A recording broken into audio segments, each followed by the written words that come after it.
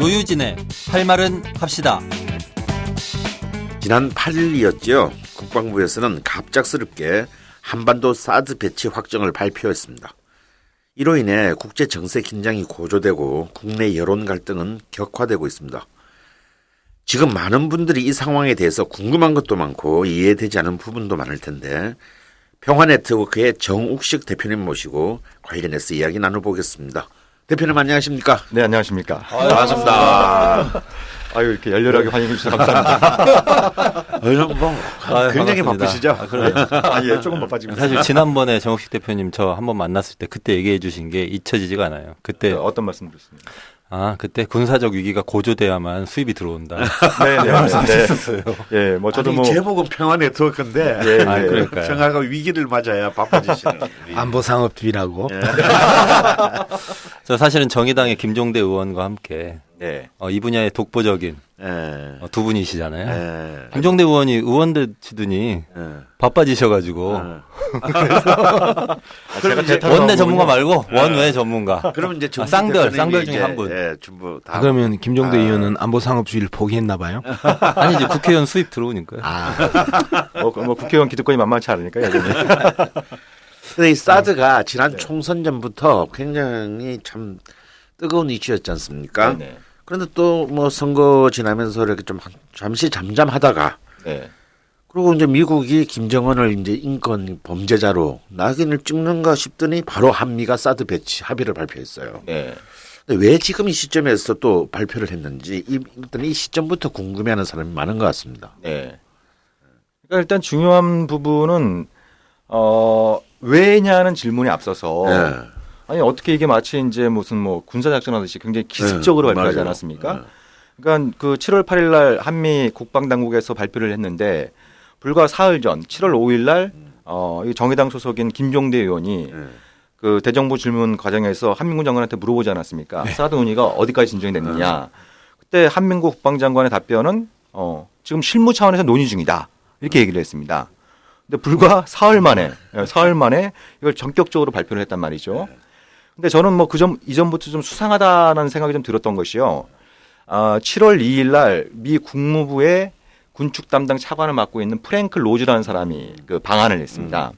근데 보통 대개 보면은 미국 정부의 고위 관료가 한국에 오면 정부나 언론이 그걸 굉장히 많이 보도를 합니다. 예. 그러니까 이제 한미 관계 또 한미 동맹을 과시하기 위해서 그런 내용을 많이 보도를 하게 되는데 근데 이번에 프랭크 로즈가 올 때는 일체 보도가 없었습니다. 정부에서 이제 미 고위 관료 본것 같아요. 예. 온다는 얘기도 안 하고. 근데 제가 미 국무부 사이트에서 들어가서 보니까 6월 말에 미 국무부 홈페이지에 프랭크 로즈가 일본, 한국, 중국 순서로 이제 순방에 간다 이렇게 얘기를 하면서 한국에 가서는 외교부와 청와대 고위 관료를 만나서 양국 사이의 전략적 문제를 협의할 예정이다 이렇게 미 국무부에서 발표를 했습니다. 근데 박근혜 정부의 얘기는 그러면 청와대 관리를 만나느냐? 근데 청와대 대변인 얘기는 안 만난 걸로 알고 있다. 이렇게 얘기를 했습니다. 근데 프랭클 로즈가 7월 2일 날 서울에 도착했는데 2일부터 4일 동안 사흘간 이 동선이 전혀 파악이 안 됐습니다. 전혀 이제 동선이 파악이 안 됐고 5일 날 그게 이제 언론 보도가 나오면서 5일 날 오전에 외교부 관료 만나고 이제 오후에 국방부 류재승 그 정책실장이라고 이제 사드 문제에 관련된 실질적인 이제 정책 담당자를 만나고 중국으로 갔거든요. 그래서 이제 제가 좀 그 혐의를 두고 있었던 것은 이 프랭크 로즈의 일본, 한국, 중국 순방의 목적은 이건 사드 문제를 얘기하기 위한 것이다. 그러니까 일본에 가서는 사드 문제에 관련해서 공조를 다짐받고 실제로 사드 발표가 나오자마자 일본 외무성이 즉각적으로 환영 성명을 내지 않았습니까? 예. 그러니까 일본에서는 공조를 다짐받고 그리고 한국에 와서 특히 이제 청와대에 가서는 이제 사드에 대해서 이제 공식적으로 발표를 하자라고 이제 합의를 해놓고 중국 가서는 그 내용을 통보하고 이런 식으로 동선을 짠 게 아닌가라고 하는 의구심을 갖고 있었는데 이번에 발표 내용을 보니까 실제로 그렇게 됐을 가능성이 상당히 높다고 생각합니다. 거기다가 이 중대한 발표를 장관이나 차관도 아니고 아까 말씀하신 그 국방부 실장급이 유재승 유재승 실장이 했습니다. 이 한미 정부를 대표해서 유재승 국방부 국방정책실장과 토마스 벤달 미 8군 사령관이 기자회견을 했는데 이것도 좀 이런 정도의 사안을 볼 때 이례적인 일 아닙니까? 이제 한미 국방 당국에서는 톤다운을 하려고 하는 거죠. 아, 그냥 그러니까 사실 이 정도의 사안이면 그러니까 예를 들면 이제 미국이 루마니아나 폴란드, 유럽에도 이제 MD 이런 어떤 사드가 아니라 거기는 이제 이지스 어셔라고 해서 해변의 이지스라고 불리는 또 다른 MD 시스템을 배치하고 레이더도 배치하고 그러거든요. 그럴 때는 그들 나라와 그 별도의 협정을 체결합니다.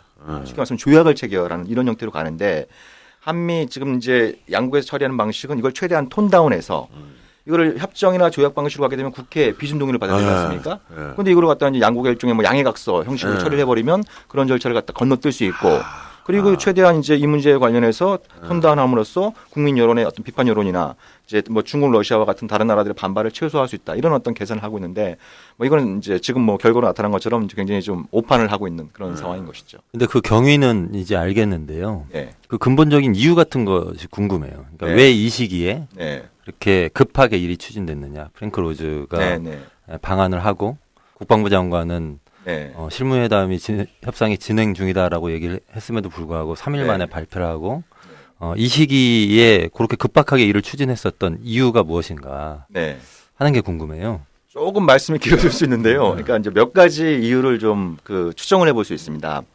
그 첫 번째는 한미 양국 다 일전 저는 대선용이다라고 생각합니다. 그게 무슨 말씀이냐면 지금 아직 많이 멀었는데 대선이. 그러니까 이제 근데 미국 대선은 이제 지금 4개월 정도 남지 않았습니까? 미국 대선은 4개월 남았는데 굉장히 흥미로운 상황이 지금 연출되고 있습니다. 공화당의 후보는 이제 아주 세계적인 화제를 몰고 있는 그 도널드 트럼프고 민주당의 후보는 이제 힐러리 클린턴으로 사실상 이제 확정이 된 상황인데 이 두 사람이 이제 여러 가지 정책에서 이제 뭐 그 차이가 큽니다만 특히 대외 정책에 있어서는 대북 정책을 놓고 지금 많이 이제 좀 이제 서로 이제 다툼을 하고 있는데 흥미롭게도 도널드 트럼프의 대북 정책의 핵심은 근데 김정은 만나겠다. 김정은 만나는 게 뭐가 문제냐. 이런 어떤 입장이고 힐러리 클린턴은 김정은 같은 독재자를 상대하는 방법은 대화가 아니라 사드와 같은 MD다.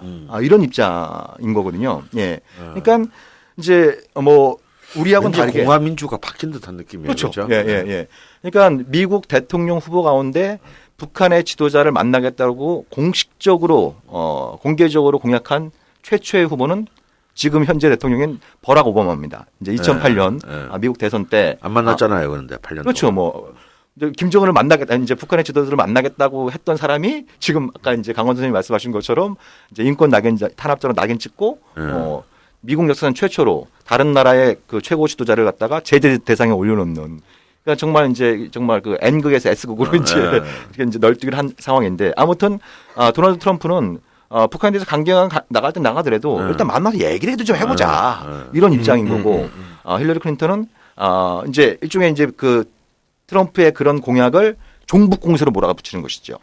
그러니까 트럼프는 독재자를 좋아하는 정치인이고, 그러니까 이런 이제 김정은 같은 독재자를 갖다 만나겠다고 함으로써 미국의 외교 정책의 원칙을 갖다 훼손하고 있고 이런 식으로 막 이제 공격을 가하고 있는. 클린턴이 예전에 북한을 방문하려고 하다가 그 임기 말에 무산된 적이 있었잖아요. 그럼 이제 클린턴도 그러면 그 종북 세력 그렇죠. 이제 먼저 남편한테 좀 따져야겠죠. 남편한테 트럼프를 공격하기 전에 평양에 가겠다고 약속을 했던 남편하고 뭐 사이가 안 좋지 않나요? 뭐 두 분 사이가 안 좋은 거 뭐 유명하니까. 요즘은 적절한 관계가 아닐까요? 근데 지금 양문석 박사님이 굉장히 중요한 말씀을 지적해 주셨는데 그때 빌 클린턴이죠. 그때 당시에 미국 대통령 빌 클린턴인데 이 사람의 평양 방문이 무산된 결정적인 이유가 있습니다. 그때 이제 미국 대선에서 조지 W 부시가 당선되지 않았습니까? 그건 사실 미국 유권자의 선택이라기보다는 미국 대법원의 연방법원의 선택이었습니다만 아무튼 그때 이제 부시 당선자 진영에서 뭐라고 어떤 입장이었냐면 김정일을 상대하는 방법은 대화가 아니라 사드와 같은 MD라는 겁니다. 그래서 클린턴이 가가지고 평양에 가서 김정일을 만나고 뭐 당시에 이제 미사일 문제가 뭐 핵심적인 어떤 북미 간의 핵심 사안이었으니까 이 문제와 관련해서 타격을 지어도 공화당 정권 자기가 집권하면은 이걸 갖다 이제 인정하지 않겠다 이런 입장을 전달한 거죠. 왜냐하면 당시 부시 진영의 핵심적인 외교 정책의 목표는 북한과 같은 깡패 국가들의 미사일 위협에 대처하기 위해서 사드와 같은 MD를 만들겠다는 거였거든요. 근데 빌 클린턴이 가서 김정일하고 이제 뭐 기본 협정 체결해 갖고 미사일 문제 해결했다. 이렇게 돼 버리면 이제 사드와 같은 MD의 추진력이 확 떨어지니까 그걸 반대를 했던 거죠. 네. 예. 근데 지금은 정확히 반대의 현상이 이제 지금 막 벌어지고 있는 이런 어떤 상황인 거죠. 예. 그 부분이 이제 중요하고 뭐 제가 이 방송에 나와서 뭐 제 책 광고하는 게 좀 송구스럽습니다. 방송이 아니고 음성 파일. 음성 파일. 그러니까 예. 심의 기준에 적용받지 않는 거죠. 방송통신심의가 그 감히 근접할 수 없는. 네, 뭐 광고하셔도 돼요.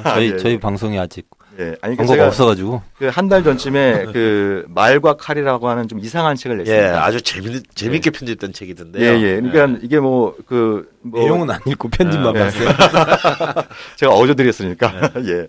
그러니까 이게 뭐 넌픽션도 아니고 픽션도 아니고 뭐 소설책인 것 같기도 하고 아닌 것 같기도 하고 애매합니다. 그리고 앞에서부터 읽으면 이제 사드 문제로 시작된 사드 문제를 갖다 제대로 처리하지 못하면 대한민국이 왜 헬조선으로 가는지 그걸 내년 대선 때부터 이제 시점을 잡아서 이제 좀 가상의 상황을 갖다 그리는 것이고요. 사드 문제를 잘 처리하면서 한국의 어떤 그 이제 대외 정치를 갖다가 근본적으로 수정해 나가면 대한민국의 밝은 미래가 열릴 수 있다라고 하는 웰조선 편을 이렇게 담은 건데요. 거기에 이제 중요한 부분 중에 하나가 사드 문제에 관련해서 야권이 잘 대처하는 게 대단히 중요하다라고 이제 제가 이제 강조를 했는데 그 왜냐하면 지금도 뭐 경제가 이제 개판입니다만 지금 같은 추세로 가면 내년 대선에선 경제 문제가 핵심적인 쟁점이 될 수밖에 없지 않습니까? 분명히 정부 여당에선 경제 이슈를 덮기 위해서 안보 이슈를 꺼낼 거다. 그리고 그 안보 이슈의 핵심은 바로 사드 문제다.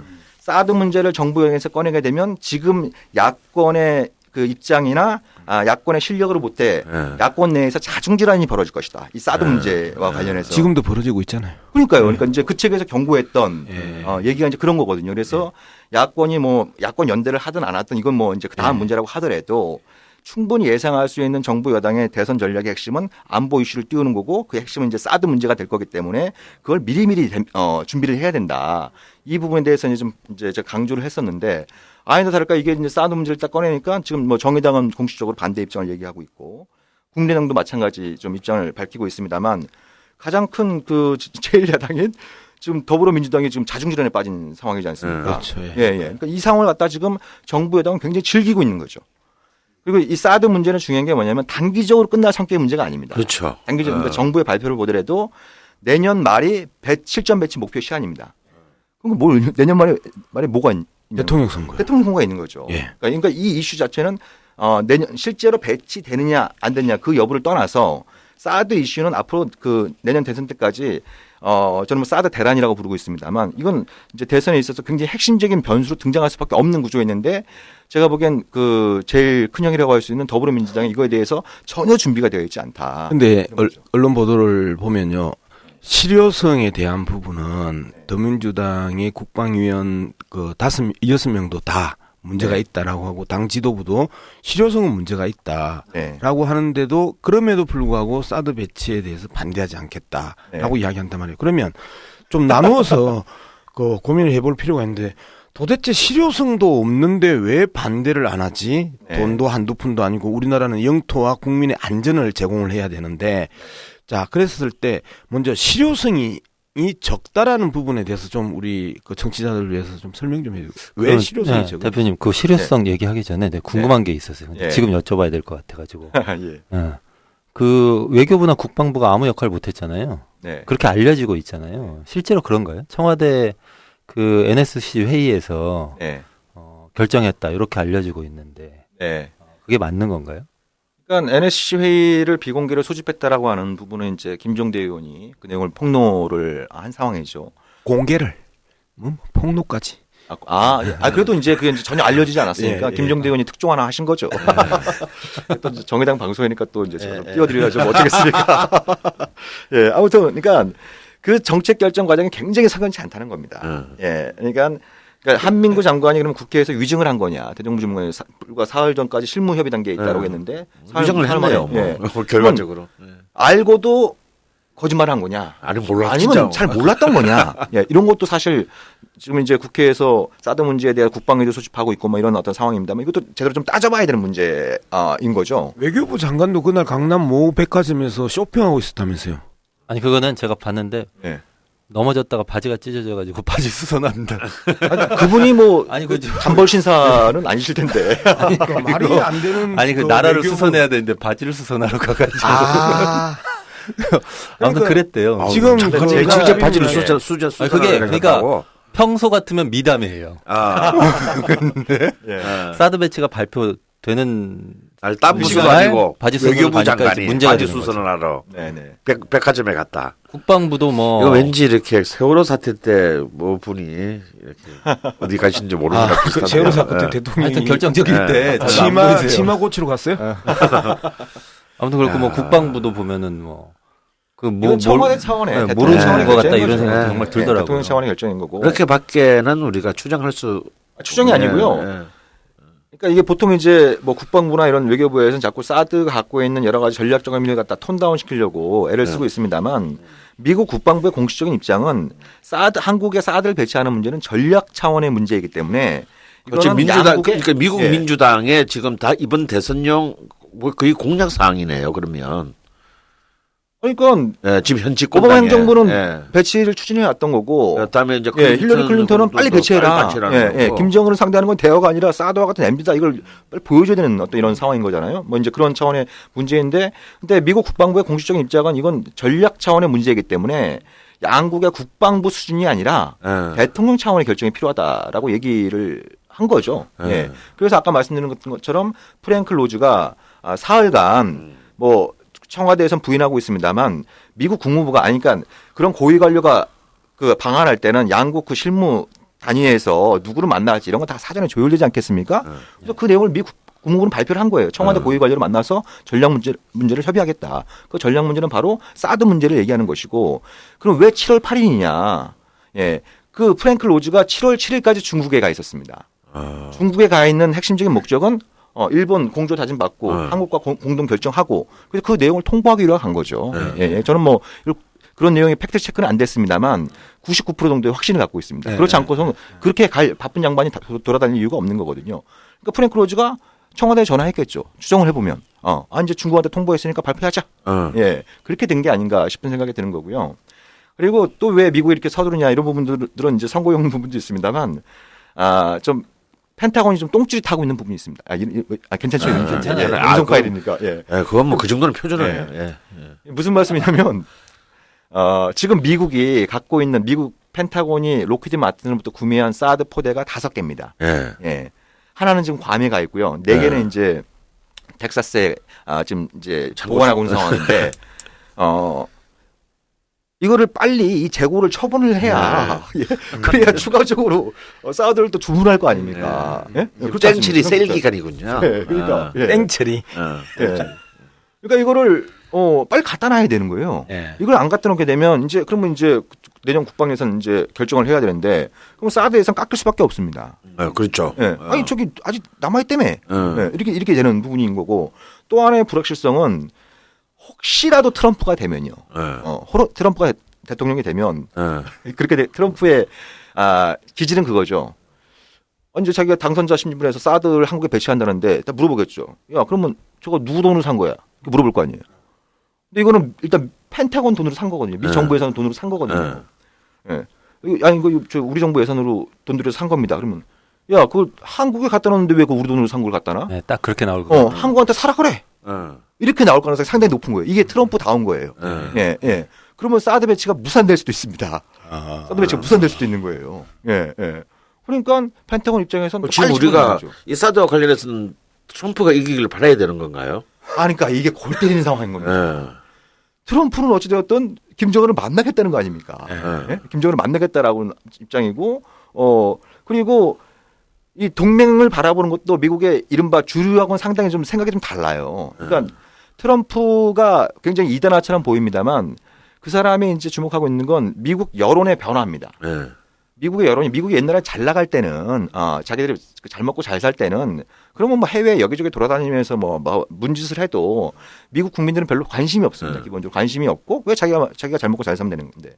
근데 아시다시피 이제 미국 국민들의 삶이 갈수록 고달파지고 있지 않습니까? 특히 이제 백인 중산층 또 이제 하층에 있는 백인들 굉장히 좀 삶이 고달파지고 있는데 뉴스 들어보면 미국에 저기 가서 뭐 하고 있고 저기 가서 뭐 하고 있고 그리고 이미 한국이 북한보다 뭐 체제 경쟁이 끝나서 군사비를 한 30배 정도 쓰고 있고, 예? 북한은 세계 최빈국이고, 근데 왜 우리 말은 우리 자식들이 왜 저기 가서 저러고 있지? 이런 의문을 갖고 있는 거예요, 기본적으로. 그러니까 트럼프는 이제 그거에 대해서 이제 그런 이제 여론을 갖다가 잘 읽고, 그러면 두 가지 중에 하나다, 트럼프 그거 아닙니까? 한국이 다 돈을 내라, 주한미군 주둔비가 한국이 다 돈을 내라, 아니면 빼겠다. 예, 이런 어떤 입장을 갖고 있는 부분인 거죠. 사드도 마찬가지입니다. 사드 바로 적용될 수 있는 게 사드 문제인 거죠. 예, 그런 부분들도 이제 펜타곤이 감안하고 있는 거예요. 저는 이 시기에 발표를 한 이유 중에 하나가 네. 뭐 저는 전문가가 아니어서 잘 모르지만 대충 그냥 넘겨짚어 보면 그 남중국해 영유권 분쟁이 있잖아요. 예, 예. 그거 보니까 오늘 그 헤이그 상설 중재재판소에서 판결이 난다고 하더라고요. 네네. 근데 그 중국한테 불리하게 나눌 것으로 다들 전망하던데 네네. 그 미국 입장에서 보면은 그 중국한테 불리하게 판결이 되면 중국이 반발을 이제 네네. 심하게 할 텐데요. 그래서 네. 뭐 근해 그 남중국해에서 군사 훈련도 막 하고 있더라고요. 네. 중국의 반발을 물리력으로 최소화시키려면 네. 양쪽에서 두 건을 동시에 터뜨려야 그럼요. 예, 예. 예, 양동작전 비슷하게 이렇게 하면은 그러니까 한 건만 터뜨리면 그쪽에 집중해서 이 뭐 경제적 보복을 취한다거나 네. 아니면 군사적으로 어떤 행동을 한다거나 이런 게 가능한데 양쪽에서 이 중국 입장에서 보기에 굉장히 큰 일이 동시에 터지면 그렇죠. 네. 이게 뭐 어느 한쪽에 집중하기 좀 힘들잖아요. 그런 그런데 측면 이미 뭐 중국 있었던 거 외교부장이 아닙니까? 굉장히 강경한 지금 사드 발표에 네네. 대해서 굉장히 강경한 성명을 내놓지 않았습니까? 네. 요 중국과 러시아 부분 좀 이따 얘기하기로 하고요. 또 제가 볼 때는 우리 국내에 또 문제가 있는 것 같아요. 그래서 사드 배치를 아무리 정부가 결정한다 해도 어디에 배치할 것인가. 네. 그러면 그 해당 지역이 이미 지금 그 예상지가 뭐 세 군데가 거론되고 있는데 뭐 이런저런 얘기가 있는데 일단 그 배치가 예상되는 지역이 우리가 뭐 많이 알려진 경북 칠곡, 예. 그다음에 충북 음성, 예. 또 양산 얘기도 지금요. 어제 오늘 예. 나오고 있던데요. 지금요. 전국토가 거론되고 있습니다. 지금 사실은 전국토가 수도권을 제외한 야, 전국토가 이게 또 거론되고 있습니다. TK로 이렇게 믿게 해놓고 또 이상한 데 가겠네. 아니, 또. 그러니까 근데 수도권은 수도권은 평택도 평택도 네, 얘기되고 네, 있죠. 네. 수도권은 왜 제외하는 거예요? 수도권이요. 네. 아유, 수도권 얘기 나오면 사람 제일 많이 사는데. 예. 이 땅값 떨어지는 소리 한번 들어보십시오. 땅값. 예. 아니 생각해 보십시오. 수도권에 그 레이더만 보더라도 일단 한 보더라도 700만 표는 사라질 것 같은데. 예. 그러니까 레이더만 보더라도 그게 전방 5.5km까지 예. 전자파가 나가니까 뭐 국방부는 뭐 그 밑에 레이더가 이제 공중을 향하게 있으니까 그 밑에는 괜찮다라고 얘기를 합니다만 이래저래 사람들이 불안해지는 거예요. 예. 불안해지는 거예요. 예. 오히려 우리가 예를 들면 뭐 공포 영화를 보더라도 뻔히 보이는 귀신보다 보일랑 말랑 잘 안 보이는 게 더 이게 사람을 좀 으쓱하게 만들지 않습니까? 예. 예. 그런 것처럼 사람이 칼을 뽑으면 별로 안 무서운데 칼은 칼집에 들어가 있을 때가 무섭잖아요. 그렇죠. 예. 그런 것처럼 아니 갑자기 좀 이렇게 좀 막 메스껍고 막 예. 예. 그러면 이것 핸드폰도 때문인가 잘 보다. 작동이 안 되는 것 같고 말이죠. 예? 뭐 내비게이션도 잘 안 되는 것 같고 그럴 수 있는 거 아니에요? 예. 그럼 그게 근데 이게 우리 동네 사드 레이더가 있단 말이에요. 그럼 자꾸 이제 그런 쪽으로 의심을 하게 되는 거죠, 사람들이. 예. 그러면 사실은 실제 여부가 어제 관계없이. 뭔 게 잘못돼서 배가 아픈 건데. 그럴 수도 있는데, 예. 그러니까 지금 사드 배치 발표 나니까 한번 보십시오. 지금 한국이 5번째로 그 아시아 인프라 투자은행에 돈을 내 가지고 그 부총재 자리를 받기로 하지 않았습니까? 예. 받았죠. 예. 받았고 가지고 받았다가 있다가 예. 그 날아가지 않았습니까? 물러나서 예. 날아갔잖아요. 예. 근데 그 이유가 석연치 않은 거죠. 그 이유가 예. 그게 이제 일단 한국이 5번째로 이렇게 그 출자를 했기 때문에 뭐 기본적으로 이제 총재는 중국 사람이 맞고 부총재는 5나라 그다음에 2위부터 6위까지 출자를 많이 한 나라가 맡게 돼 있는 거거든요. 네. 근데 한국이 5등인데 부총재 자리에서 밀려났습니다. 예. 그러니까 근데 중국 정부는 이게 사드 때문이라고 얘기를 안 해요. 한국을 하여금 그렇게 추정하게 만드는 거죠. 그렇죠. 예, 추정하게 만드는 겁니다. 그러니까 지금 얼마 전에 또 이제 그 삼성 SDI 예, 이제 그 전기차에 들어간 배터리 이게 품질 인증에서 떨어졌어요. 예. 그럼 이게 품질상의 문제 때문에 그런 거냐? 아니면 중국에서 이제 사드 문제를 가지고 이제 보복을 시작하는 거냐? 이렇게 사람들을 이제 생각하게 만드는 거예요. 예. 그런 것처럼 사드 레이더 같은 경우에도 그 공포의 실체는 정확히 보이지 않지만 어딘가 불편해지고 뭔가 전자기 작동이 좀 잘 안 되고 이러면 사람들이 의심하게 되는 겁니다. 예, 이제 그런 부분들이 있는데 근데 그에 앞서서 사드 부지 문제만 놓고 보더라도요. 이 정부는 정말 한편은 굉장히 나쁘고 다른 한편은 굉장히 영리합니다. 나쁘다는 의미는 나쁜 것까지는 이해하겠는데 영리하기까지 해요? 핵심 포인트는 영리하다는 겁니다. 아. 영리하다는 겁니다. 제가 보기엔 굉장히 영리하다는 건 제가 이제 그 부분 이제 잠시 후에 말씀드리고요. 왜 나쁘냐? 잘 아시다시피 계속 언론에 흘려요. 예? 예. 뭐 저기 평택도 흘려보고 네. 음성도 흘려보고 원주도 흘려보고 칠곡도 흘려보고 전국적으로 간보는 양산 양산도 흘려보고 또 이제 엊그저께는 또 양산 얘기 나오고 뭐 유일하게 성주 호남만 언급을 안 해요.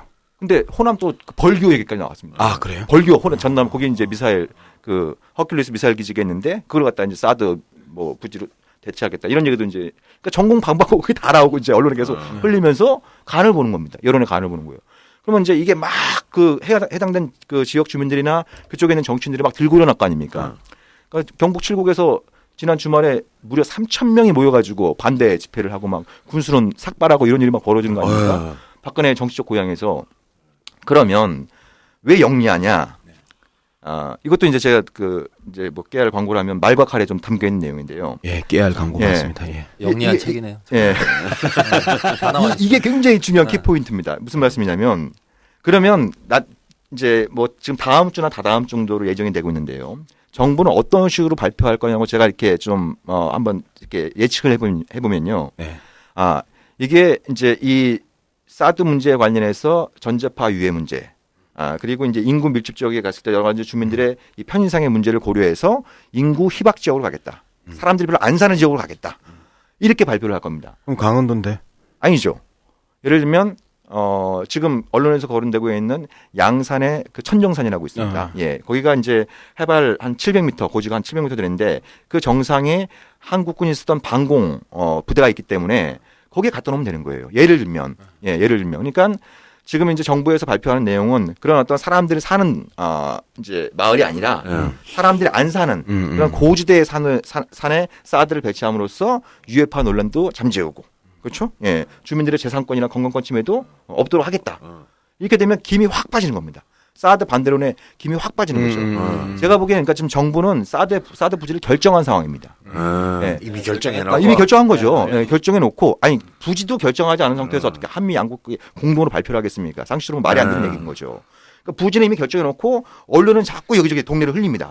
그럼 그쪽 주민들 막 들고 일어났다가 그러면 그런 어떤 주민들의 반발 여론을 고려해서 그러면 사람이 안 사는 곳에 배치하겠다. 이렇게 나오는 겁니다. 영리하네. 예, 그래서 영리한 겁니다. 그러면 그 기준으로 예측을 하면 지금까지 나온 지역들 중에 예측을 하면 양산 정도가 여기 천정산 가장 예. 근데 뭐 그 천성산이에요, 천정산이에요. 천정산이 옛날 그 지율 스님의 그 고속 그 산은 아니에요? 거긴 다른 데고요. 거기 이제 그 한국군이 쓰는 이제 방공 미사일 기지가 거기에 있는 곳이어서 거기가 뭐 지금 거론되고 있고 언론에서 거론이 안 되고 있습니다만 제 책에서 찍은 데는 이제 대구 남쪽에 최정산이라고 있습니다. 최정산. 예, 거기가 대구 도심으로부터 한 20km 정도 남쪽으로 떨어져 있는 거기인데 거기도 이제 산 정상이 한 운동장, 축구장 크기 한 두세 개 정도의 산 정상이 굉장히 평지입니다. 분지. 네네네, 평지입니다. 예, 그래서 그리고 앞에는 설치하기 좋아요. 설치하기 좋죠. 예. 그래서 제가 그 말과 칼이라는 책에서 최정산을 찍은 건데 뭐 그거는 뭐 소설책이니까 관계없습니다만 아무튼 그런 데 배치를 하려고 할 겁니다. 아니 근데 그런데 배치하면은 언론에서도 그렇고 제가 봐도 말이 되는 게 수도권 방어는 못 한다면서요. 그러니까 이제 어떻게 보면 이제 유승민 의원 같은 분이 이제 진정한 국회의원인 거죠. 내 지역구의 안전보다는 수도권의 방어가 더 중요하다. 그래서 그 정도는 안 된다는 거 아닙니까? 그러니까 말을 해도 그렇게 해야 돼. 진정한 국회의원이죠. 네, 최경환 의원처럼, 아니라. 최경환 의원처럼 사드는 배치해야 되는데 우리 지역구는 안 된다. 예. 이게 얼마나 안 세련된 참 없어 보이는 표현이야. 그러니까 그분들이 그러면 한 발 더 나가서 아싸리 새누리당은 사드 수도권 배치를 공약으로 내세워라. 대선 공약으로 내세워라. 그럼 진정성을 인정받는 거 아닙니까? 근데 뭐 그건 이제 농담입니다만 아무튼 이제 그 수도권 얘기가 나오면서 이게 그런 겁니다. 사드를 비롯한 MD는 끊임없이 수요를 창출합니다. 예, 왜 경제학에서 뭐 세이의 법칙이 뭐 공급은 수요를 창출한다 이런 것처럼 그게 무슨 말씀이냐면 사드를 예를 들어서 경북권에 배치를 했다. 예? 그럼 상대적으로 평소엔 사람들이 별로 그런 생각이 없었는데 그럼 우리 수도권은 어떻게 되는 거야? 거기는 그렇잖아요. 뭐 또 다른 미사일 배치해야 되겠네요. 그렇잖아요. 사람들이 평소에 그런 생각을 안 하다가 경북에 딱 배치했다 그러면 이게 일단 사드의 주목도 못 미치는 데거든요. 수도권까지는 주목도 안 날라옵니다. 그러니까 수도권에 있는 쪽에서는 상대적으로 그럼 우리 어떻게 되는 거야? 그렇잖아요. 그리고 또 그런 걸 가지고 언론에서 또 부추깁니다. 그럼 군 당국에서는 수도권 방어 계획을 발표를 하겠죠. 그러니까 벌써 오늘 아침에 그런 얘기가 제2의 나오기 포대를 시작했어요. 사드를 들여오거나 지금 재고품 4개 있으니까 이제 한 개는 이제 하면 미국 이제 쪽에선 당연히 1+1으로 가자 얘기하겠죠. 하나는 마트에서 많이 하는 얘기잖아요. 미국에선 1+1으로 가자는 얘기 분명히 이마트에서 나옵니다. 배운 거야. 군산 복합체가 원래 마트하고 똑같은 거예요. 근데 제가 보니까 정말 우스웠던 것은 그 수도권은 그 다른 사드를 배치해도 방사정포, 신형 방사포 이런 데 사정거리 안에 들기 때문에 사드를 못 막는다. 이런 얘기도 있고. 근데 사드를 수도권에 배치하지 않는 이유는 그 사드를 수도권에 배치했다가 그 포에 맞아서 미사일 부대가 박살날 수 있으니 사드 부대의 안전을 위해서 수도권 밖으로 배치한다 이러더라고요. 그럼 수도권 사람들은 놔두고 미사일 부대만 도망가는 거예요. 약간 이승만 생각났어요. 그러니까 몇 가지가 있습니다. 제2의 사드 포대를 뭐 수도권이나 바로 그 이남에 배치해야 된다는 얘기도 나올 수 있고 또 하나는 패트리어트. 패트리어트는 한국이 갖고 있는 팩2입니다. 팩2. 근데 이걸 팩3로 업그레이드하면서 그 양을 늘리겠다. 패트리어트도 무지하게 비싼 무기입니다. 그것도 똑같이 로키드 마틴이 만드는 무기거든요. 분명히 그런 얘기 나오게 돼 있습니다. 분명히 그런 얘기 나오게 돼 있어요. 그러면 제일 돈 하는 쪽은 로키드 마틴입니다. 로키드 마틴이에요. 그리고 거기가 유착되어 있는 한국의 흔히 얘기하는 군피아들 이런 쪽 그리고 그쪽에 광고 받고 있는 이제 언론들 이런 쪽이 이제 이게 돌아가는 거죠. 그러니까 이게 정말 우리가 좀 현명하게 봐야 되는 부분이 뭐 이제 사드 이제 수도권 같은 경우에 이제 장성포 안에 사정거리 있으니까 사드가 아니라 그 할아버지가 와도 안 된다 이렇게 얘기하지 않습니까? 그러니까 사드는 기본적으로 비유를 하면 등잔 밑이 어두운 시스템입니다. 등잔 밑이 어두운 무기예요. 왜냐하면 사드의 최소 요격 고도는 40km입니다. 40km 고도 40km 이상에서나 요격이 가능합니다. 그러니까 북한이 미사일을 쏠 때 딱 그 고도에 맞게 쏘지 않는 한 사드는 무용지물이 되는 거죠. 근데 수도권뿐만 아니라 북한의 단거리 미사일은 이제 그 부산까지 그 밑으로 쏠 수 있는 미사일들은 넘쳐납니다. 그러니까 제가 이제 실효성 이야기를 하신 거잖아요. 네네. 그러면 40km 위의 상공에서밖에 수비가 안 되면 40km 밑의 상공은 완전히 무방비 상태잖아요. 그래서 실효성이 없는 거잖아요. 근데 실효성이 적거나 없는데도 불구하고 사드는 배치한 부분에서는 반대하지 않는다라는 더민주당의 기본적인 입장에 대해서는 어떻게? 저 권투에서 권투에서 보면은 막 이렇게 밑으로 파고 들어가지고 복부를 가격하는데 이제 위로 주먹을 휘두르는 그런 느낌. 그거는 권투를 예를 들면 안 되지. 킥복시 선수가 전 이 손만 가지고 하는 거지. 그 발차기 이런 거는 전혀 방비가 안 되는 거잖아. 그러니까. 위에 이 헤드기어가 지금 싸두고 헤드기어 하나가 싸두고 목 밑으로는 완전히 무방비 상태인데 이 부분에 대해서 그러면 실효성이 없는 거잖아요. 우리가 아무리 주먹을 쳐도 머리는 보면 비킬 수 있거든. 근데 몸통은 웬만하게 빠르지 않으면 날로오는 주먹이나 발을 피하기 힘든데 날로오는 주먹과 발이 몸통을 공격한다라면 이건 사드는 실효성이 없는 거잖아요. 아니, 그러니까 그런 거죠. 비유를 하자면 그런 거죠. 그러니까 비가 오는데요. 비가 오는데 비가 위에서 막 떨어지는 게 아니라 바람이 불어갖고 옆으로 막 들치는 겁니다. 근데 이제 우산 하나 이제 머리 위로 우산 쓰고 하면서 비 안 맞을 수 있다고. 그렇게 얘기하는 건데 비는 다 옆으로 다 들치는 거거든요. 못 다 졌죠. 뭐. 그러니까 그런 부분들은 군 당국에서도 모를 거라고 저는 생각하지 않습니다. 근데 이게 또 어떤 함정이 있냐면요. 그러면 저층 방어가 안 된다. 사드는 고층 방어니까. 그럼 아까 말씀드리지 않았습니까? 그럼 패트리어트 사야 된다. 이건 저층 방어니까. 그리고 또 무슨 얘기 보호장구 이제 태권도 할 때 헤드기어 있고 예. 이 가슴 보호장구 있고 그다음에 낭심 가리개 있고 그렇죠.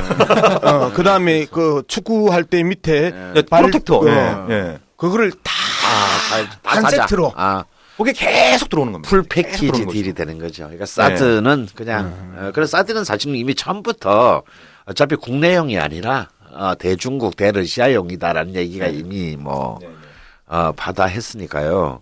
근데 이제 어쨌든 계속 미국은 우리 돈으로 배치한다. 너거는 땅하고 사람만 좀 예, 대라. 그래서 이제 이거잖아요. 그런데 바로 그 문제인데요. 네. 지금 논의되는 사드가 이제 한국 정부가 배치하는 게 아니라 주한미군이 배치하는 거다. 정확히 말씀드리면 주한미군도 아니고요. 네. 펜타곤이 배치하는 겁니다. 미국 국방부가 배치하는 거죠. 아, 예. 그러니까 운용 주체가 주한미군 사령관이라고 얘기하지 않습니까? 통제권을. 근데 주한미군 사령관은요.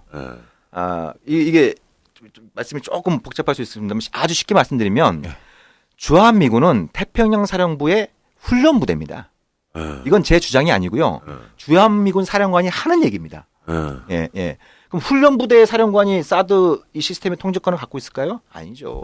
엄밀히 얘기하면 태평양 사령관, 예, 혹은 예, 더 나가서 누군지도 모르는 전략 사령관, 예, 예. 예, 이런 쪽에서 이제 이게 운영될 가능성이 상당히 높은 거죠. 그러면 그렇게 돼 버리면 안 그래도 그 이제 사드 통제권을 갖다가 이제 미군이 운영하는데 예, 이 사드 예를 들면 레이더를 어떻게 운영하는지 한국은 귀동령으로밖에 들을 수가 없습니다. 예, 어차피 알 수도 네, 없네요. 귀동령으로밖에 들을 수밖에 없어요. 네. 근데 그 명령권자가 예를 들면 뭐 아까 지금 강상구 선생님 말씀하신 것처럼 남중국해에서 이제 미국하고 중국이 막 갈등이 고조되는데 그러면 여기서도 중국을 좀 한 대 좀 까줘야 이쪽에서 좀 남중국해에서 이제 미국이 더 유리해질 수 있다고 판단하니까 그러면 한국에 갖다 놓은 그 사드 레이더로 중국 그 저기 미사일이나 공군 움직임 좀 한번 포착해봐. 예를 들면 태평양 사령관이 이렇게 지시를 했다. 그럼 한국 정부에서 그걸 무슨 수로 알 수 있냐는 거예요. 예, 예, 예. 중국은 바로 그런 문제를 생각하는 겁니다. 중국과 러시아는 예. 한국이 맨날 약속해봐야, 예. 한국이 맨날 약속해봐야 간다는 거거든요. 아니, 니들이 사드 통제권 갖고 있어? 이렇게 물어보면 아무 할 얘기가 없는 겁니다. 그러니까 뭐 박근혜 대통령이 아무리 진정성을 가지고 정말 그 신의 우주의 도움을 받아서 아무리 중국한테 얘기를 해도 이건 속된 말로 이빨로 안 들어가는 거죠. 그러니까 왕 외교부장이 어떠한 변명도 안 통한다. 외교부 장관이 이렇게 강하게 얘기하는 거죠. 지난번에 한민구 국방장관이 저희 김종대 의원이 질의했을 때 사드는 주한 미 7공군과 우리 공군이 협조해서 운영한다. 뭐 평시 작전권은 한국이 가짐으로 한국군이 주도하고 주한민군 전력은 이를 지원하는 개념으로 운영될 것이다. 이런 게 전부 거짓말이네요. 말도 안 되는 얘기죠.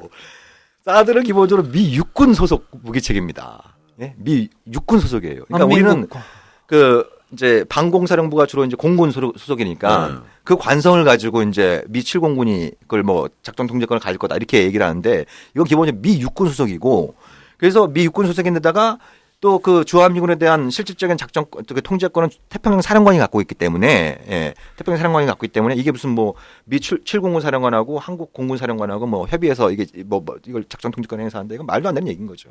그렇게 말도 안 되는 이야기를 그렇게 뻔뻔스럽게 이야기를 하는 이유는 뭐예요? 본인도 잘 모르니까요. 그러니까 한민국 김종대 국방장관, 의원이 김종대 의원이 밝혀낸 가장 핵심적인 포인트는 국방부 특히 장관도 사드에 대해서 잘 모르더라는 겁니다. 뭐라고 이랬냐면 이건 결국 실토한 게 이거잖아요. 이건 미국의 무기체계이기 때문에 미국이 알려주지 않으면 우리도 잘 모릅니다. 이거예요. 그러니까 그게 뭔지도 모르는 것이 이제 그냥 외교부 장관 대통령 혹은 대통령끼리의 결단으로 그러니까 그냥 한반도에 배치하는 거군요. 국방부 땜빵부네요. 땜빵부. 아니, 국방부하고 외교부는 확실하게 이번 결정에서 배제된 게 그 현실적 판단이 맞는 것 같고 그러면 결국은 그 대통령이 또 비전문가인데 NSC가 그만큼의 역량이 있나요 지금? NSC는 누구로 구성되어 있나요? NSC는 기본적으로 이제 안보실장, 예, 김관진, 전 국방장관, 전 국방장관, 이분이 이제 안보실장이니까 사실상 상임위원장을 맡고 있고 뭐 때에 따라서는 대통령이 직접 주재하기도 하고요. 예.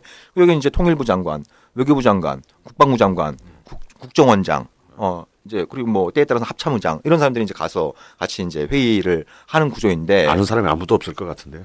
예. 아니 그러니까 뭐 제가 뭐 사드를 잘한다 이렇게 말씀드릴 수 있는 건 아닌데 기본적인 문제는 이 양반들이 너무 집단 사고에 익숙하다는 거예요.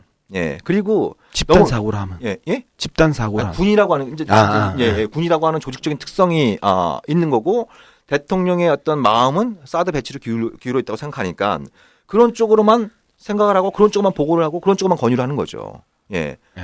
그런 어떤 문제가 있고 또 하나는 너무 편식합니다.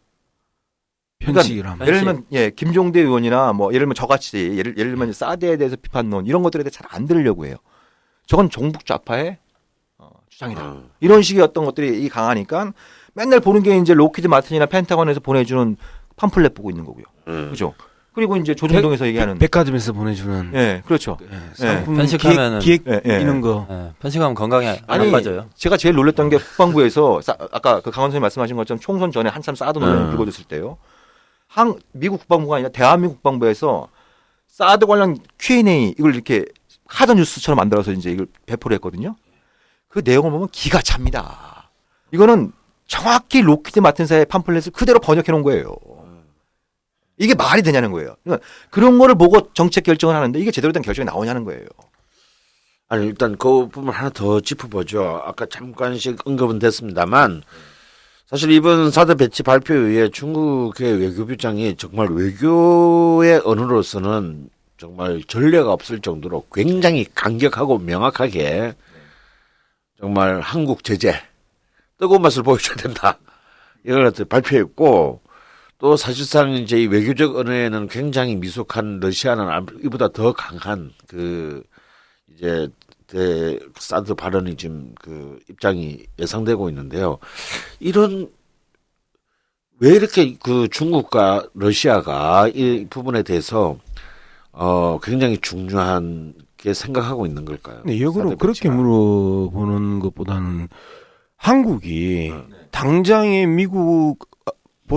미국만큼이나 큰 시장이고 미국보다 더 큰 시장인 중국과 러시아 시장을 왜 이렇게 쉽게 포기하느냐 이렇게 아니 그러니까 이제 바로 그 질문을 하기 위해서 예. 어. 이제 뭐 대한민국 권력은 자본으로 넘어갔다. 이런 게 예를 들면 이제 김대중 정부나 노무현 정부 때 얘기 많았지 않습니까? 저는 이게 바뀐 것 같아요. 예.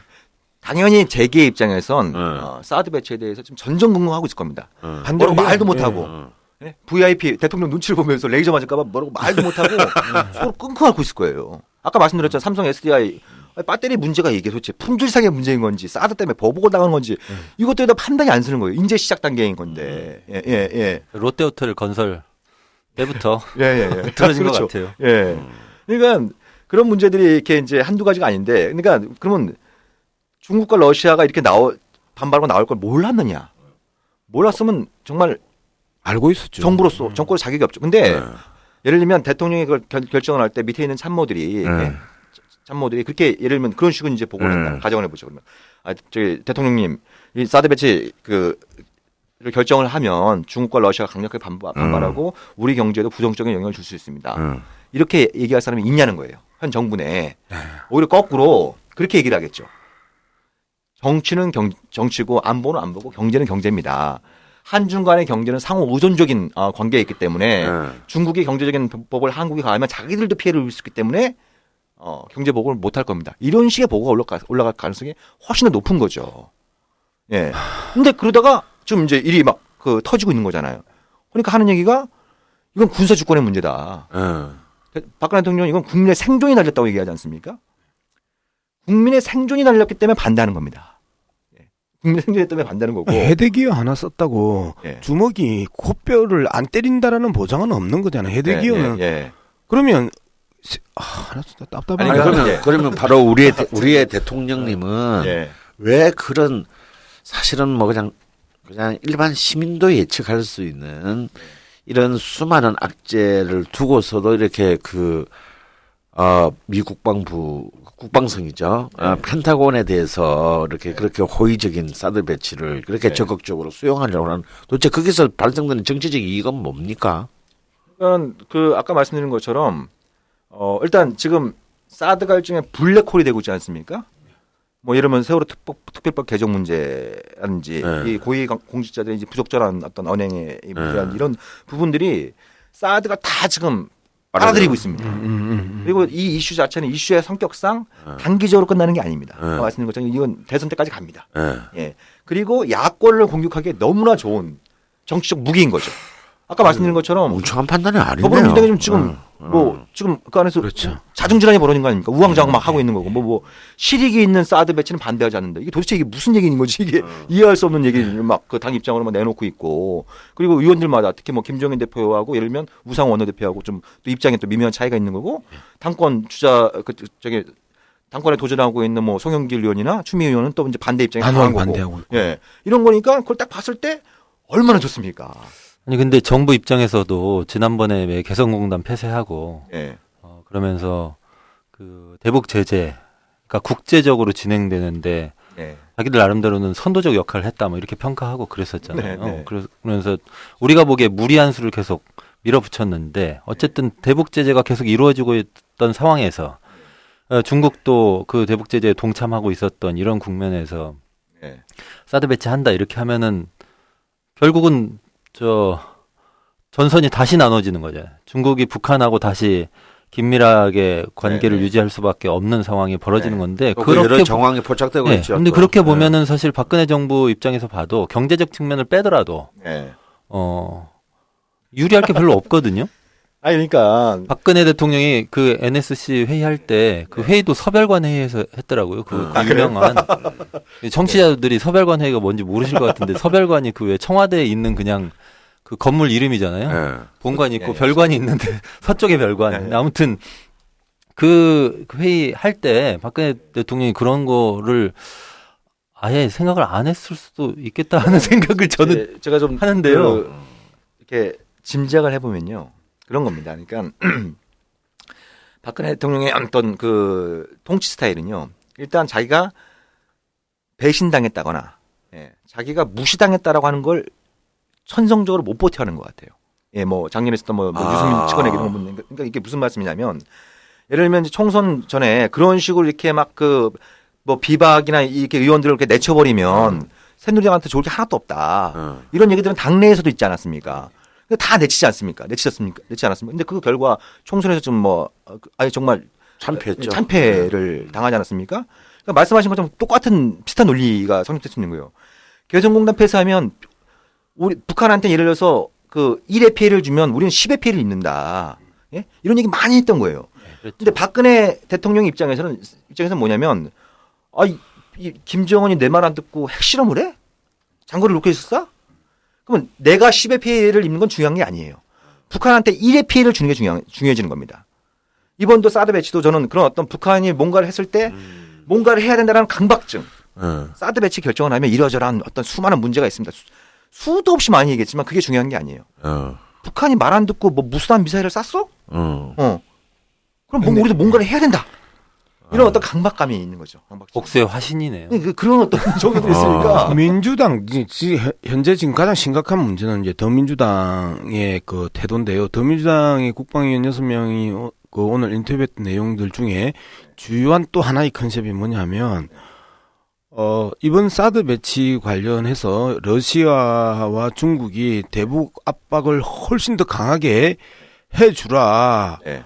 지금 북한에서는 계속해서 핵무기 만들고 실험하고 하는데 우리는 우리의 생존을 위해서 어쩔 수 없이 그 사드 배치를 안 할 수 없는 상황인데 너가 훨씬 더 강하게 압박을 해줘서 핵무기 그 문제에 대해서 일정한 해결책을 주면 우리는 사드를 그 이 보류하거나 연기시키거나 그 폐기시키게 그런 외교적 압박과 그 협의도 안 했다. 이제 여기에 자꾸 문제 제기를 하는 거잖아요. 근데 그게 현실성이 있는 거예요.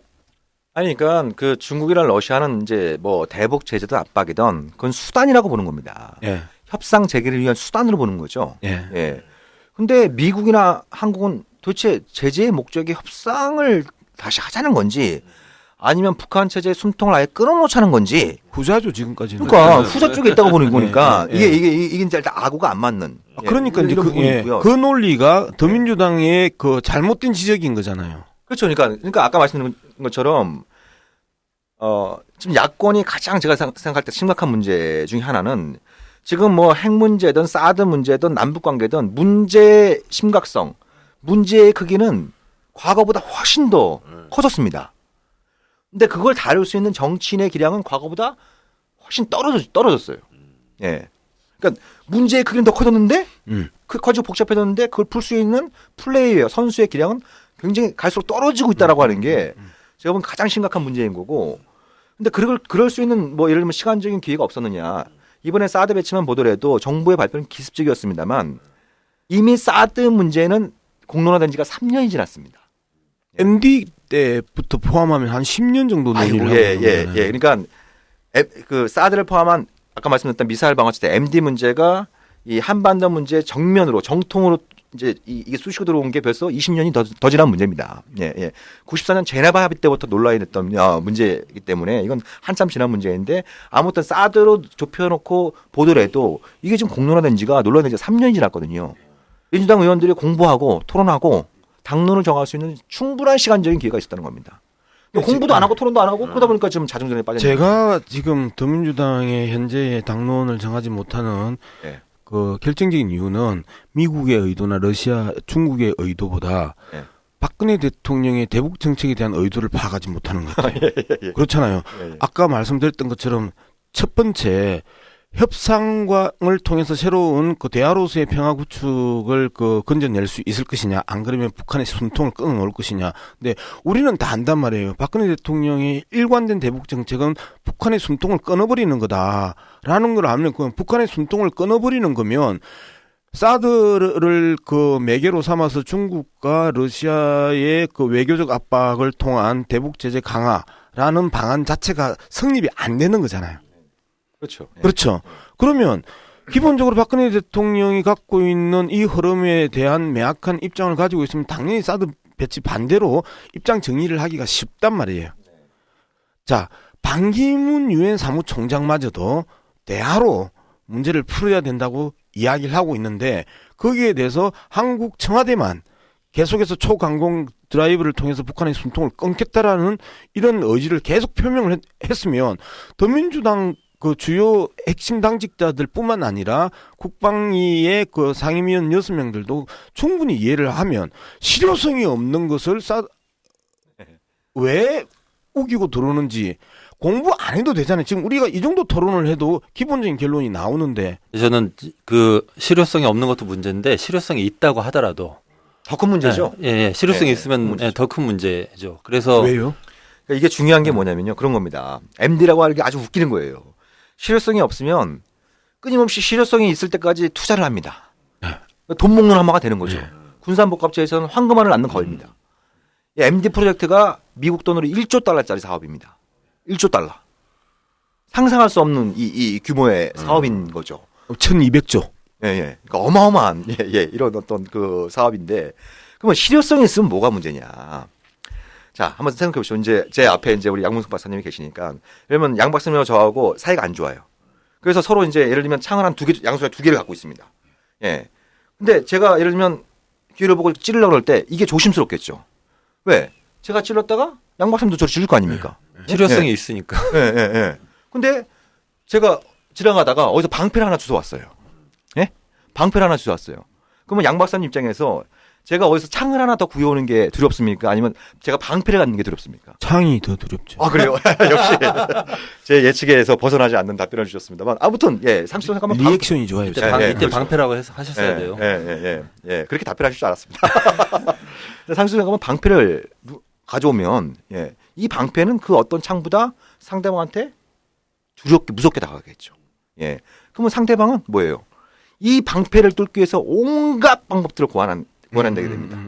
예. 예를 들면 방패를 뚫을 수 있는 강력한 창을 만든다든지, 아니면 제 옆에 있는 옆집에 사는 친구를 꼬셔가지고 여차하면 네가 옆구리를 찔러라. 예? 아니면 뒤통수를 찔러라.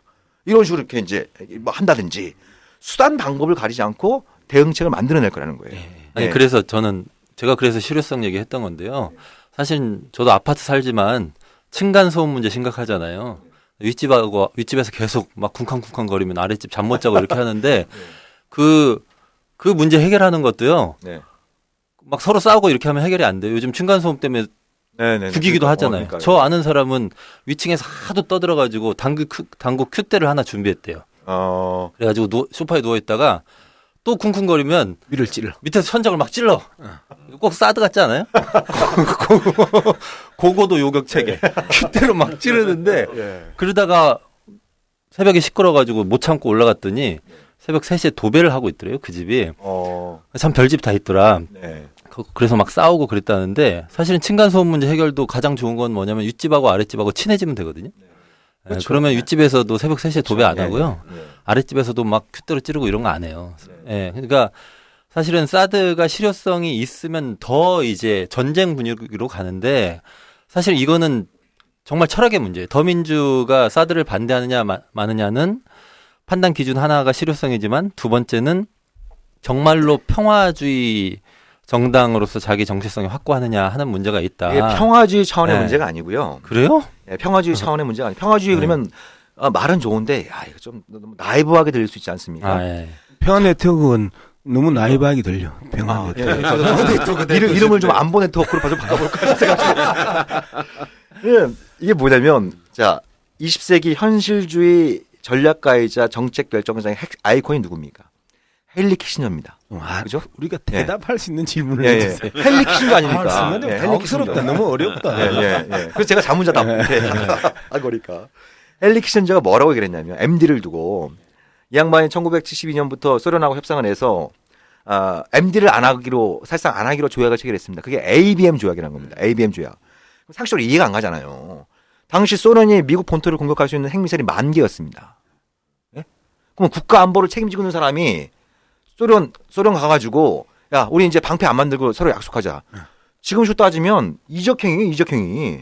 국가 안보를 포기한 사람이죠. 예. 근데 그 양반이 뭐라고 이랬냐면 우리가 방패 그러니까 MD를 갖고 절대 안보를 꿈꿀수록 우리는 절대 불안의 수렁에 빠지게 된다는 거였어요. 예. 아까 말씀드렸잖아요. 제가 방패를 간다고 제가 안전해진다고 생각했는데 그럼 양 박사님처럼 이렇게 똑똑하신 분이 가만히 있겠냐는 거예요. 이것도 또 이거 구라도 좋으시잖아요. 옆에 있는 옆 사람도 꼬실 거 아닙니까? 내가 좀 너 잘해줄 테니까 술도 사주고 밥도 사줄 테니까 여차하면 저기 정옥 씨 옆구리 좀 찔러달라. 예, 양 박사님 이렇게 되는 성격에 거예요. 그렇게 하실 것 같아요. 그러도 남은 사람이야. 예. 그러면 저는 더 불안해지는 겁니다. 예. 더 불안해지는 거예요. 방패를 가지면 안전해질 거라 생각했는데 더 불안해지는 거예요. 예. 아니 저도 저 얘기가 그 예. 얘기거든요. 아니 저도 아까 드리고 싶었던 말씀이 그런 건데 그러니까 적극적으로 평화를 위해서 노력을 해야 되지 이게 전쟁 대비를 얼마나 효과적으로 하느냐 이런 관점으로 접근할 문제가 아닌데 지금 그런 분위기 아니냐 하는 생각이 든다는 거예요. 근데 또 하나의 질문이 있는데요.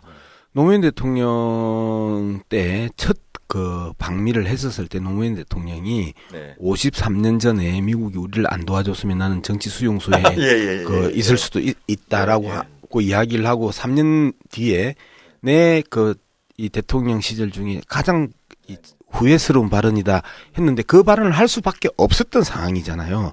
한미 관계라는 게 이제 그럴 수밖에 없었다라고 하는 건 동의하지 않아요. 아니 이제 그런 분위기가 있잖아요. 뭐 예를 들어서 YS가 미국한테 큰 소리 빵빵 치다가 미 항모 한번 시찰하고 나서 미국한테 항복하는 이런 거하고 어쨌든 한미 관계가 갖고 있는 엄청난 폭력성들이 있단 말이에요.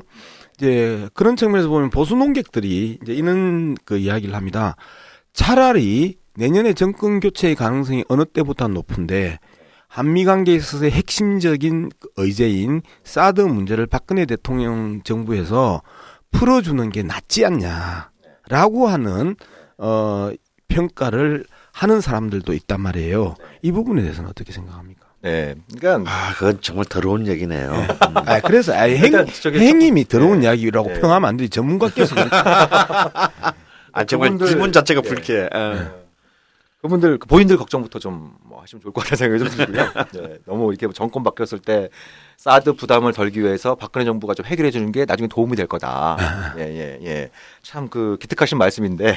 예, 아니 이게 어떤 그 사람들한테 트라우마가 있느냐 하면 이명박이 신공항 문제를 해결 못 해가지고 박근혜가 정치적 부담을 세게 입었다라고 하는 이 보수 진영에 이런 트라우마가 있어요. 그러면 신공항 문제처럼 사드 문제도 어떻게 하든 미국으로부터의 압력에서 벗어날 수 있냐, 대한민국이. 그런 측면에서 보면 자기들은 벗어날 수 없고 사드 문제를 끝까지 거부하면 거부할수록 한미 동맹이라고 하는 또는 혈명 관계가 상당 부분 훼손당할 수 있다. 그렇기 때문에 차라리 보수 정권에서 수용하고 다음 정권의 부담을 덜어주는 이런 식으로 지금 설명을 하고 있단 말이에요. 여기에 대해서 아주 명쾌하게 궤도남 한번 해주시죠. 아니 그러니까 설마 지금 우리가 오해하는 민주당의 이런 거잖아요. 행보가 그런 또 프로그램 속에서 이렇게 저는 의심을 하는 거죠. 그는 충분히 합리적인 합리적인 의심이네요. 그러면 그 사드가 예를 들어 박근혜 정부 때 해결이 됐다. 그래서 이제 그러면 차기 정권은 한미 동맹 관계 부담이 없게 되느냐? 천만의 말씀입니다. 천만의 말씀이에요. 그러면 도대체 한미동맹을 어디까지 강화해야 이게 되는 거냐? 예? 예. 그렇잖아요. 아까 말씀드렸잖아요. 사드는 기본적으로 끊임없이 수요를 창출하기 때문에 그걸로 절대 끝나지 않습니다. 사드만 그 수요를 창출하는 게 아니잖아요. 예. 사드는 헤드기어라고 이야기했으면 예. 가슴 보호 장구, 낭심 보호 장구, 그러니까요. 그다음에 정강이 예, 보호 예, 장구는 예. 그냥 사드는 우리한테 공짜로 주고. 공짜가 아니죠. 아니, 예, 일단 예, 자기들 예, 말로는 예, 저 예. 공짜로 주면 이제 그 몸통 보호 장구나 이 예, 낭심 보호대나 예, 예. 정강이 그걸 돈 보호대는 주고 다 사야지. 우리가 사야 되는 거 아니에요? 예. 아니 그러니까 그게 이제 계속 그 이제 꼬리에 꼬리를 물고 계속 이어질 수밖에 없다는 부분이 있고요. 예. 그리고 사드가 한국에 있는 한 이제 어떤 사람도 그렇게 생각할 수도 있습니다. 아 중국과 러시아가 지금 반대하고 있는데 그러다가 실제로 배치되면 걔네들도 아유 어쩔 수 없구나. 현실 받아들일 거다. 천만의 말씀입니다. 지금은 외교적인 압박, 뭐 경제 보복을 좀 시사하는 이런 차원의 문제이지만 실제 배치로 들어가면 어떻게 되냐면 이 사드 부대를 겨냥한 미사일 배치가 이루어질 겁니다. 그러면 뭐 한반도가 예전에는 타겟이 되겠네요. 그럼.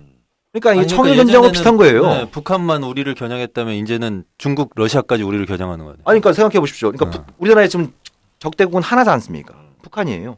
예. 아무튼 군사적인 적대국은 북한 하나인데 사드가 배치되면 북한과의 적대성은 더 강해지고, 그죠? 예. 그리고 아까 실효성 얘기 나왔지만 실효성도 없습니다. 그러니까 사드 배치를 통해서 북핵이라고 하는 혹을 하나 좀 떼고 싶은데 요걸 배치하면 그 혹은 더 커져요. 그리고 이 북핵보다 더 큰 혹인 중국과 러시아의 군사적 위협이라고 하는 더 큰 혹들이 또 붙는 거예요. 예. 그러니까 이거는 안보적으로 보면 박근혜 대통령은 뭐 안보적 자위적 조치라고 했습니다만 제가 보기엔 역대 최악의 안보적 자해적 조치인 거죠. 거의 자해네요. 거의 자해에 가까운 거예요. 그러면 사드가 이 한국 땅에 있는 한 한국은 끊임없이 시달릴 수밖에 없습니다. 결코 그걸로 끝나는 게 아니라는 거예요. 예. 그리고 또 하나 중요한 건 뭐냐면 중국과 러시아, 특히 중국은 이 한국의 사드 배치되는 문제를 사활적인 문제로 간주하고 있습니다.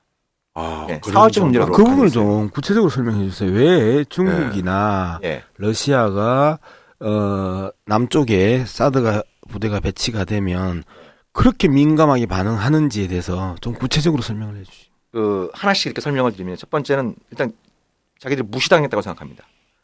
외교관고에서. 네. 중국과 러시아는 시진핑 주석하고 푸틴 대통령이 2차례나 사드 반대 공동 성명을 발표했어요. 어떤 특정 이슈에 대해서 이렇게 공동 성명을 갖다 이렇게 반복해서 얘기하는 거가 이렇게 흔한 일은 아니거든요. 예. 근데 기습적으로 발표한 거예요. 첫 번째, 외교적으로 무시당했다는 겁니다.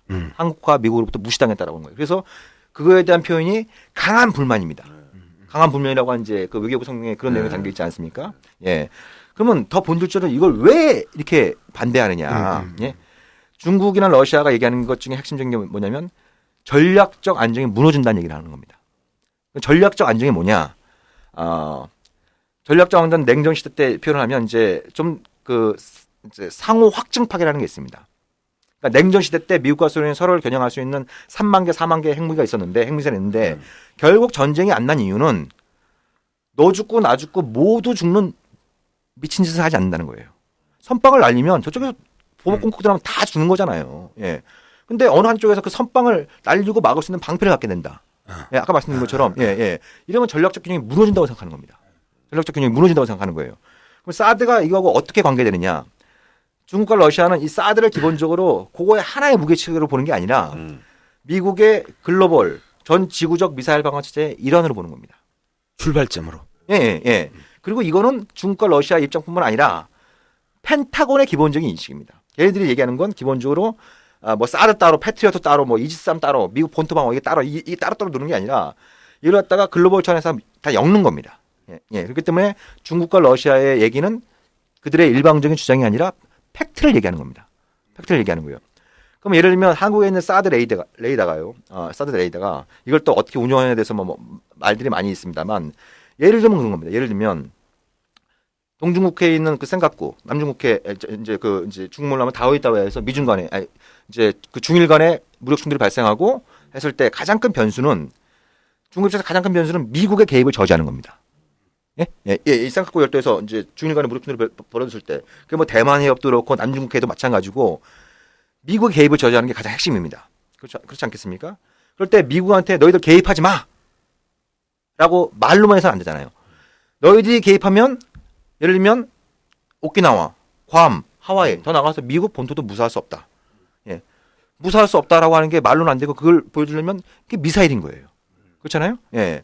그런 상황에서 중국이 입장에서 볼 때는 한국에 딱딱한 이제 사드 레이더가 딱 배치돼 있으면 이 레이더는 어떤 특징을 갖고 있냐면 이 레이더에서 수집한 정보는 그냥 한국 땅에서만 머무는 게 아니고 일본 해상자위대, 미군 이지스함, 괌에 있는 사드 레이더, 미국 본토에 있는 본토 방어용 MD 여기에 데이터 링크 610이라고 하는 그 실시간 정보 공유 시스템에서 다 정보 공유가 되게 돼 있습니다. 예. 그러니까 예를 들면 그런 상황에서 중국의 입장에서 딱 볼 때 너희들 개입하지 마 이렇게 얘기할 때 한국에 사드 레이더가 있는 것과 없는 것과는 그 억제 효과에 있어서 천지 차이가 있다고 느끼는 겁니다. 네, 그러면 사드의 실효성이라고 하는 것은 대중국 정보 그 수집 영역이 그 현실적으로 거의 유일한 실효성인데 그거는 위성우를 통해서 다 정보 수집이 가능하지 않나요? 아니죠. 예. 그러니까 기본적으로 MD 체제에서 중요한 건 뭐냐면 그러니까 이제 뭐 사드 레이더의 탐지 반경이 뭐 1000km다 2000km다 여러 가지 얘기가 있습니다만 우리가 기본적으로 좀 그 상식적으로 이해해야 될 건 뭐냐면 지구는 둥굽니다. 네. 예? 그리고 그 레이더에서 쏘는 건 전자파는 직선으로 날아갑니다. 네. 그 때문에 뭐 중국이든 북한이든 러시아든 미사일을 쐈을 때 이건 상당 수준의 고도에 올라왔을 때 비로소 이제 레이더가 탐지가 가능한 거죠. 예, 탐지가 가능한 거고. 근데 그러면 이 발사를 어떻게 탐지할 거냐?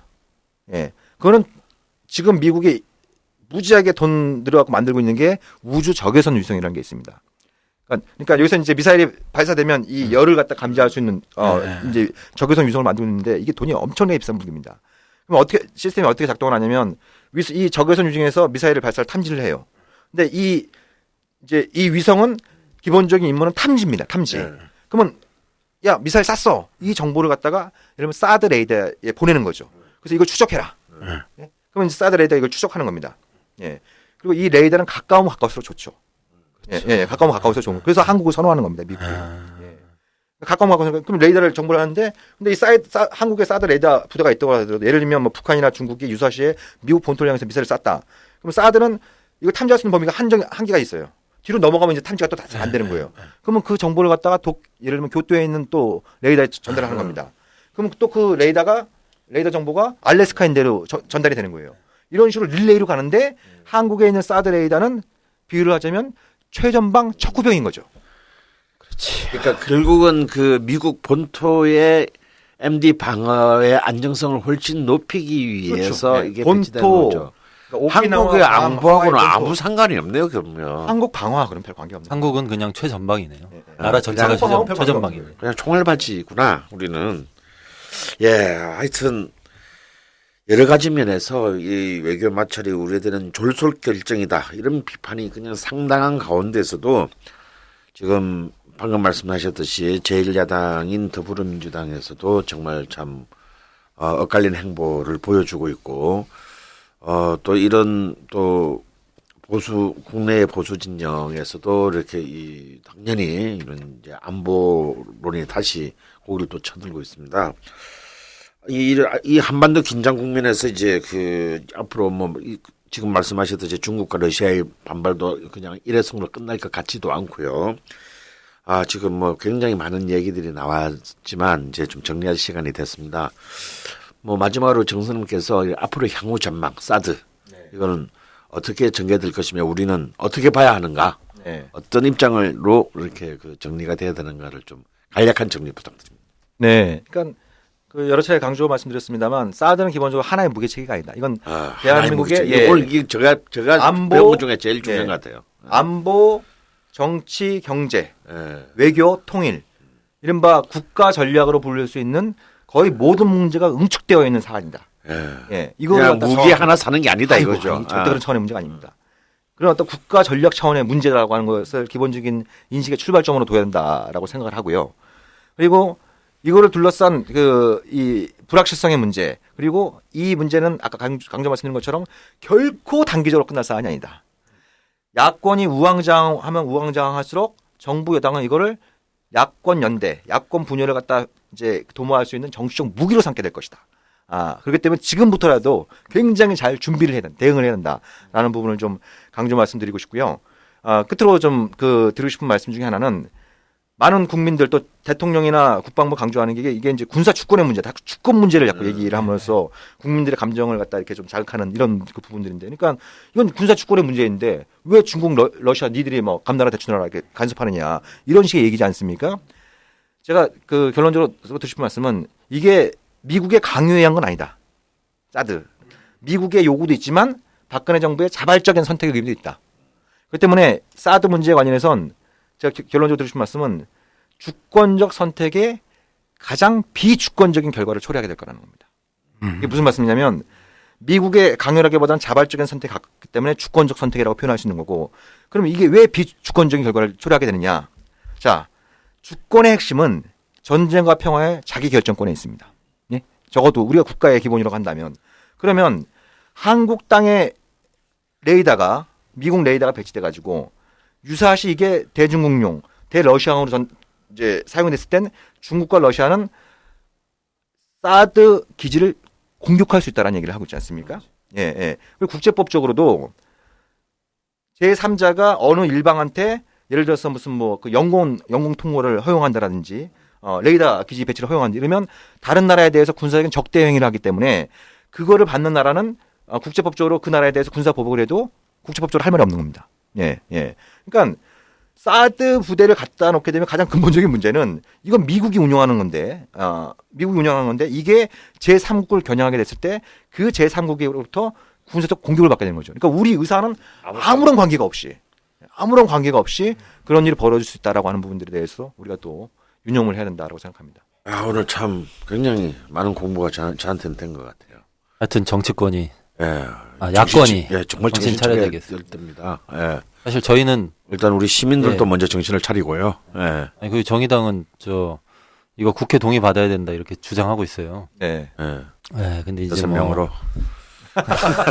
아니, 그 얘기는 뭐 다 아는 사실 아니에요. 아니 협상 자체가 아까 계속 정 대표 이야기했던 것처럼 합의 자체를 톤다운 시켰기 때문에 그게 조약이나 협약의 관계가 아니고 MOU 정도 수준에서 그다음에 또 자발적 수준에서 결정을 해버렸기 때문에 이걸 갖다가 국제법상이나 국내법상으로 국회 비중 문제로 끌고 가기는 상당히 부담스러운 야권이 연대하면 가능할 수도 있겠죠. 야권이 저는 뭐 그거는 야삼당이 법적 해석의 여지가 있다고 보고요. 예를 들면 용산 기지 이전, 이사단 이전할 땐 국회 비준 절차를 밟았습니다.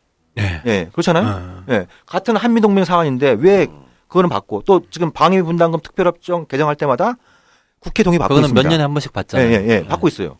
그건 주한미군 주둔 비용을 되는 건데 왜 그건 되고 그거보다 국가전력적으로 훨씬 더 중대한 문제인 사드 배치 문제는 왜 국회 동의를 안 받는다고 하는 게 그 자체가 석연치 않은 거니까 야삼당이 똘똘 뭉쳐가지고 똘똘 뭉쳐가지고 이거 요구하면 그게 받아들이지 않으면 그건 정부한테 상당히 부담이 되는 것이고 더 나아가서 아까 말씀드린 것처럼 이건 대선 국면까지 갈 수밖에 없는 상황이니까 그럼 야삼당이 공동 공약으로 예를 들면 사드 배치 백지하겠다 이런 식의 어떤 공약까지 염두에 둬야 되는 것이죠.